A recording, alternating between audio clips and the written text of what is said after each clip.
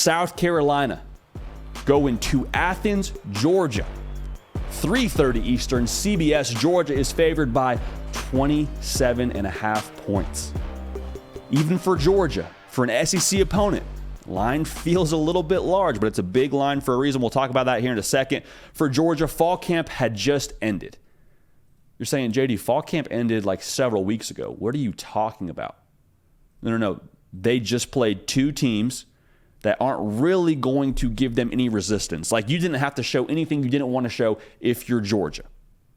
That's no disrespect to UT Martin, but for Georgia, like, we understand they're still building towards what they want to eventually get to and be a finished product in November. So this will be their first real test. They're going to open up a little bit more, going to kind of rev the engine, and they're going to find out really what they have under the hood, at least to start right now, what they're starting with for this 2023 team that's going to go ahead and try and three-peat. Now, Kirby Smart, in Kirby Smart fashion, took to the podium and spoke a little bit about the atmosphere he expects for this 3:30 kick in Athens, Georgia, with a line that has Georgia favored by almost 4 touchdowns. And he added a little fuel to the fire because at SEC Media Day, Tonka Hemingway did not list Georgia as one of his most difficult or most hostile places to play in the SEC. And Kirby Smart mentioned that. He said, Tonka kind of called us out a little bit, and I'm hoping that our fans show up and engage, and just kind of happens to drop that little tidbit to get the people into it. So I'm curious to see what that atmosphere looks like, but Kirby Smart, I promise you, he's trying to rally the troops. He said, I know what the line is. I understand that.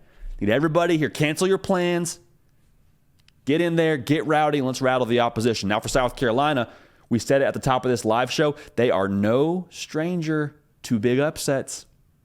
They're not. And also, quick side note, Spencer Rattler has been balling. I understand the North Carolina game didn't go the way that they wanted to, but even so, you don't blame Spencer Rattler for the way that game went. It was Furman, but even so, he had 2 incompletions. Y'all, there are quarterbacks in the country that struggle to throw less than 2 incompletions on air.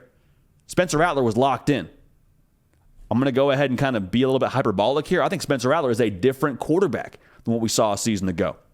He looks like he's more confident. He looks poised. He looks dialed in. So if that's the case, things could get interesting in this one. But we understand now it's 27.5. Like, it'd be very easy to just say Georgia and end the segment right there, but that's not what you came in for. The spread is what it is for a reason.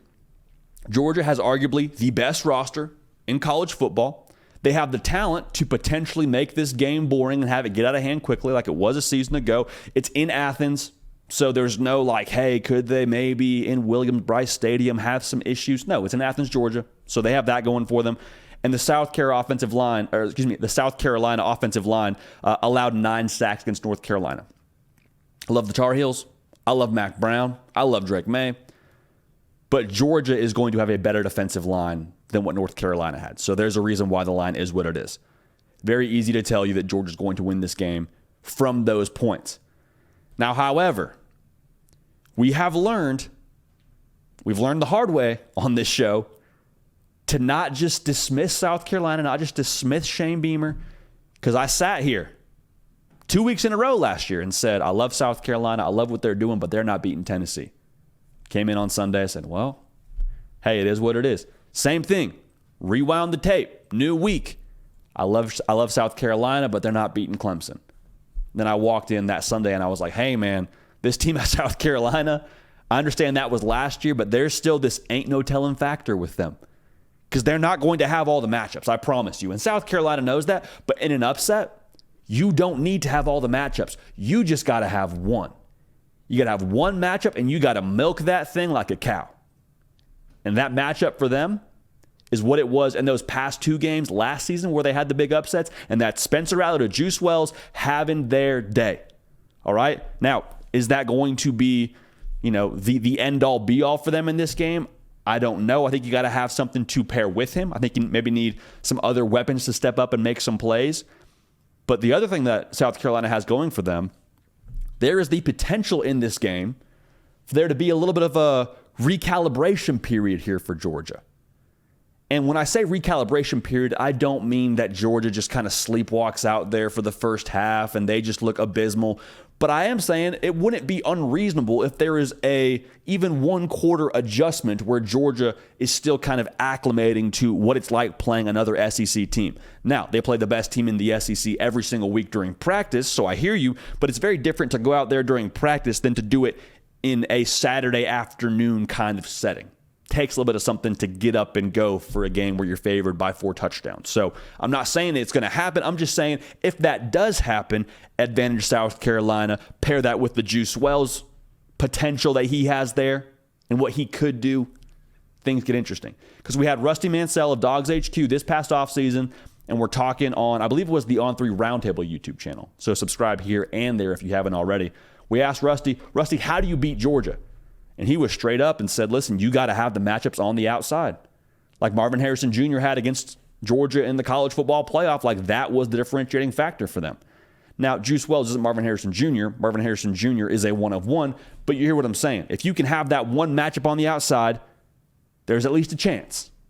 Like Dumb and Dumber. So you're saying there's a chance. And that's what South Carolina has. They have a chance. That's why they play the games. But again, the big question, do they have anything to go with it? Here's my concern. Tennessee's good. Clemson's really good. The talent and the way that this defense is coached at Georgia, I think they are too good to let one player beat them in Juice Wells.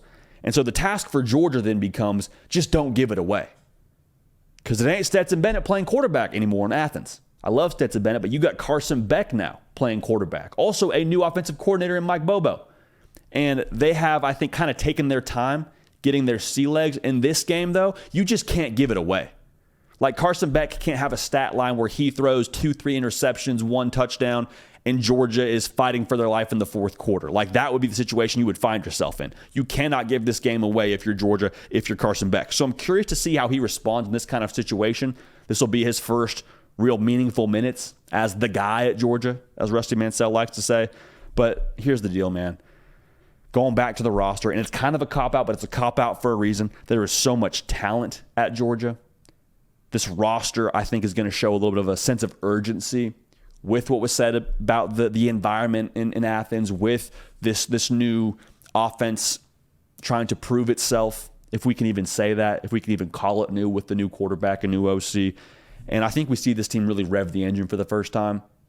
Like these Dogs, I think, are going to be hunting a little bit in this game, and we think Georgia ends up winning this one. I don't know if they end up covering the number, but let's go ahead and take Georgia, and we'll take South Carolina to cover in this game, but we like Georgia to win this football game in Athens, and I want to see the offense score points if I'm Georgia. We'll go ahead and take the final score as 45. South Carolina scores 28.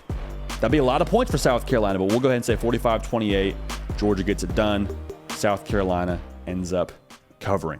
Hey y'all, thanks so much for watching. Subscribe to the channel here to make sure you don't miss an episode of The Hard Count. Also be sure to check out other videos on the On3 YouTube channel.